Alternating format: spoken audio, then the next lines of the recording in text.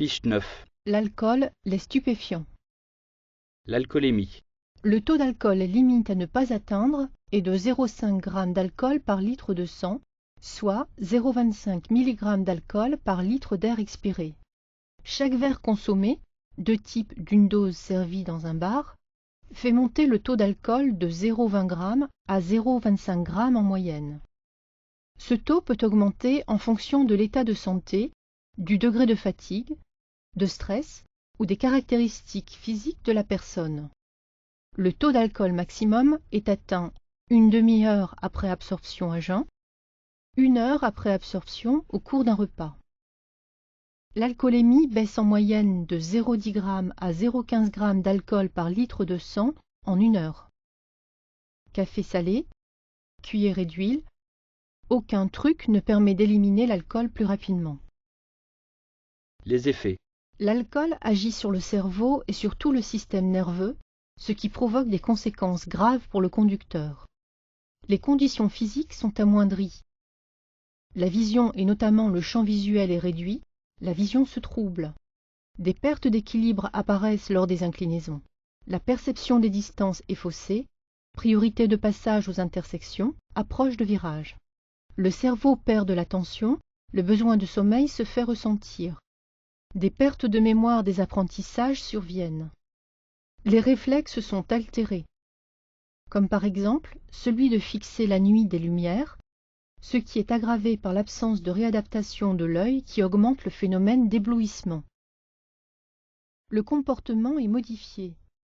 Diminution de la peur et prise de risques exagérée, désinhibition. Agressivité, euphorie. L'alcool est un facteur d'accident en moto dans un accident mortel sur 4 et a provoqué plus de 150 tués qui se sont produits dans 50% des cas de nuit. Le cannabis. L'usage du cannabis seul multiplie le risque d'être responsable d'un accident mortel par 1,8. Les effets: la capacité à contrôler la trajectoire est diminuée, temps de réaction allongé et troubles de l'équilibre, déficit des mécanismes d'attente et de vigilance, fausse sensation de sécurité. L'usage combiné du cannabis et de l'alcool, alcoolémie positive, multiplie ce risque par 14. Les médicaments. Un grand nombre de médicaments, souvent appelés anodins, présentent des effets indésirables pouvant influencer l'aptitude à conduire sans que le conducteur en soit conscient. Avant de conduire, il convient de lire attentivement les notices ou de demander conseil à son médecin. N'oubliez jamais de lui préciser que vous pratiquez la moto afin qu'il en tienne compte dans ses prescriptions.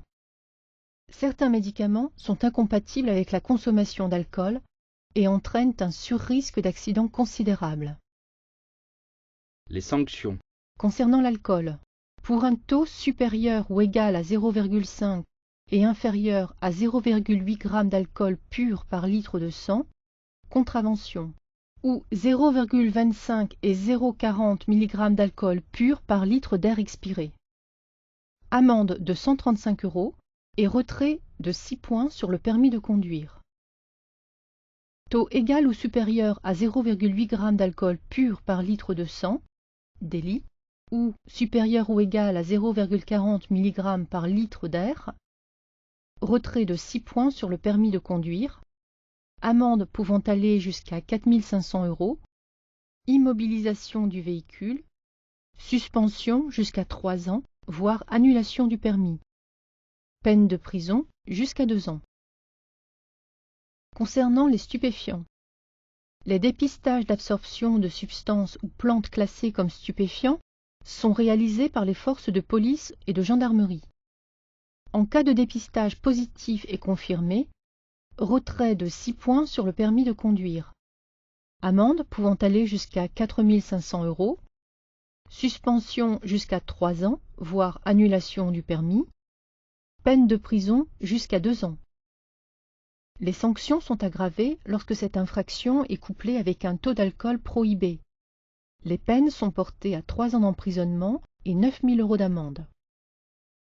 Alcoolisé ou sous l'emprise de stupéfiants lors d'accidents corporels. L'homicide involontaire. Si le conducteur impliqué dans un accident mortel était sous l'emprise d'alcool ou de stupéfiants au moment des faits, les peines s'aggravent. 150 000 € d'amende, 10 ans de prison.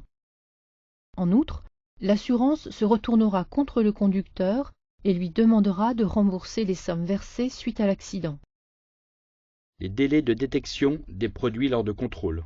Pour l'alcool, quantité consommée de 1 verre de dose bar, le temps d'élimination est de 2 heures. Pour 1 joint de cannabis, le temps d'élimination est de 3 jours. 30 jours après avoir fumé du cannabis, vous pouvez encore être contrôlé positif.